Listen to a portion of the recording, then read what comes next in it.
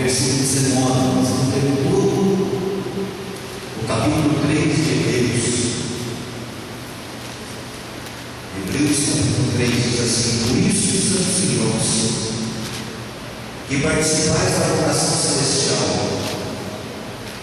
considerai atentamente o apóstolo e sumo sacerdote da nossa confissão, Jesus, o qual é fiel a quem o constituiu, como também o era Moisés, em toda a casa de Deus. Jesus, todavia, tem sido considerado digno de tanto maior glória do que Moisés, quanto maior honra do que a casa tem aquele que a estabeleceu. Pois toda a casa é estabelecida por alguém, mas aquele que estabeleceu todas as coisas é Deus.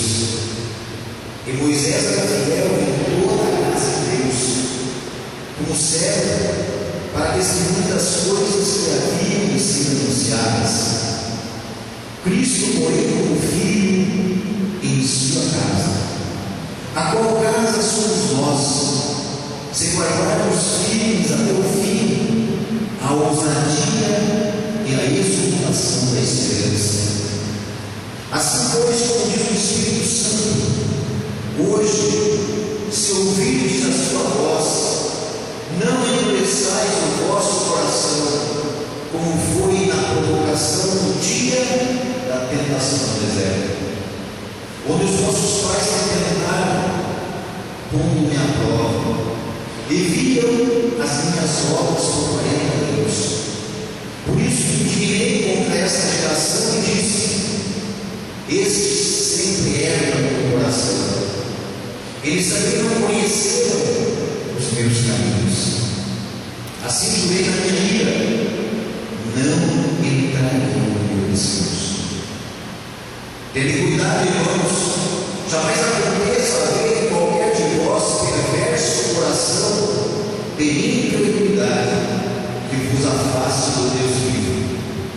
Pelo contrário, exortai-vos mutuamente cada dia, durante o tempo que se chama hoje, a fim de que nenhum de vós seja endurecido pelo engano do pecado, porque nos temos tornado participantes em Cristo, se de fato guardarmos firmes até o fim a confiança que desde o princípio tivemos, enquanto se diz: hoje, se ouvirdes a sua voz, não endureçais o vosso coração, como foi na provocação. Ora, quais os que têm ouvido se revelaram? Não foram de fato todos os que saíram do Egito por intermédio de Moisés? E contra quem se indignou por 40 anos? Não foi contra os que pecaram, cujo cadáver caíram no deserto? E contra quem jurou que não entraria no seu descanso, senão contra os que foram desobedientes? Vemos, pois, que não puderam entrar por causa da incredulidade. Vamos orar a Deus. Pai,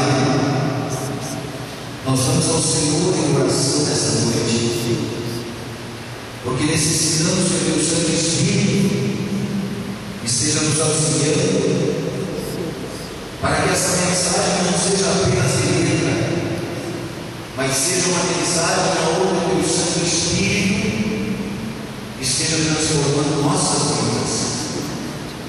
Por isso eu te peço, a Deus, começa aqui pelo altar da minha vida, curando o Senhor em toda enfermidade, quer seja parada em qualquer área da minha vida, emocional, espiritual, física, financeira, esperando pela tua igreja, ó Pai, curando a vida dos irmãos e operando em cada vez o teu querido.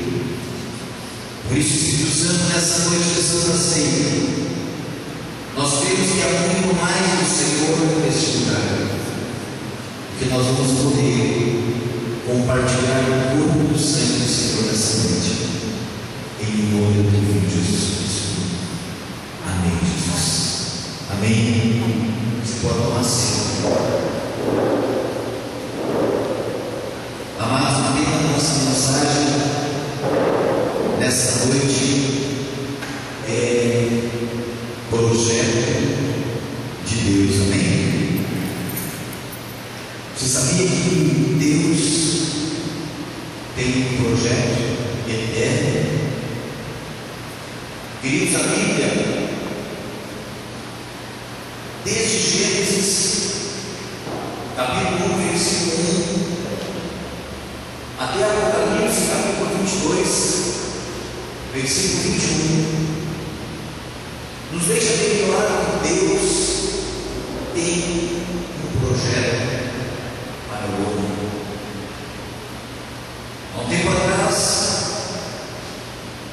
costumava-se fazer uma pergunta para questionar a Bíblia, e perguntava-se por que os cientistas dizem que a Terra, a humanidade tem milhões de anos, e eles diziam: aonde foram parar os dinossauros? E essa era a pergunta frequente, e a Bíblia não fala no animal dinossauro, porque as pessoas não entendiam é que a Bíblia, queridos, ela é o projeto de Deus para o homem. A Bíblia, ela narra desde Gênesis até o Apocalipse, ela narra o projeto de Deus para o homem. Quem aqui já teve a oportunidade de construir uma casa para morar, de acompanhar a construção de um local onde iam morar? Quem já passou por essa experiência? Você chega lá em um lote, e aquele lote tem um queimado, e você começa a limpar aquele lote, e você consulta o engenheiro, e ele faz um projeto, ele faz uma plana, aonde ele vai organizar de acordo com o teu desejo. Ele vai organizar uma casa de acordo com as medidas do terreno, com o máximo possível de conforto para você. A Bíblia diz em Gênesis, no capítulo 1, que no princípio a terra estava sem forma e vazia, mas o Espírito de Deus pairava. E a Bíblia diz que Deus começa a dar ordens, e Deus começa a criar as coisas. E Deus, a cada criação, a água, o ar, a terra, o sol, as estrelas, os astros, tudo que Deus criou, os animais, tudo, Deus dizia: eis que é bom. Porque Deus estava preparando uma casa para o homem. E chegou o ponto que Deus criou o homem, e Deus diz assim: eis que tudo é. Deus veio o homem, e Deus diz assim: eis que é muito bom. Então a Bíblia, ela nos conta de Gênesis até o